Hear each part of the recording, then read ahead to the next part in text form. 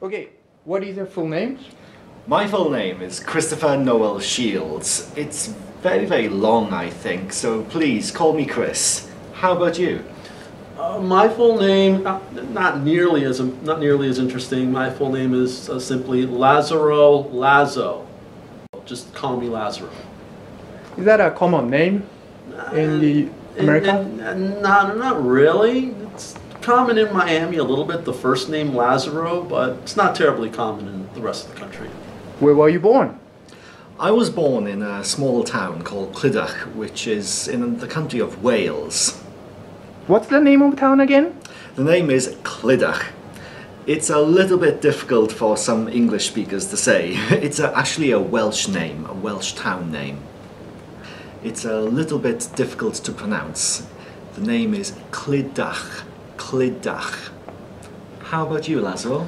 I was born in the United States of America, in the state of Florida, also known as the Sunshine State, the southern part of Florida, a city some people may have heard of called Miami, known for its sunny beaches and its variable weather. Is Miami close to Disney World? It's about a 4-hour drive. When I was a child, every summer my mom and dad would take me, we'd hop in the car and drive north to Orlando, Florida, which is near where Disney World's located, and we'd go spend a few days, and I have very fond memories. So what work did you do in your home country? Well, I was a civil servant in my home country, so that meant that I worked for the British government. So I had an office job in the welfare office, but it was a little bit boring. I much prefer teaching English.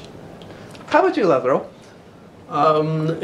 Back before I moved to Japan, I was living in Los Angeles. For a time I worked in a law office, typing letters for lawyers, and I was also a professional musician, playing shows around the Los Angeles area. I'm mostly drums and percussion.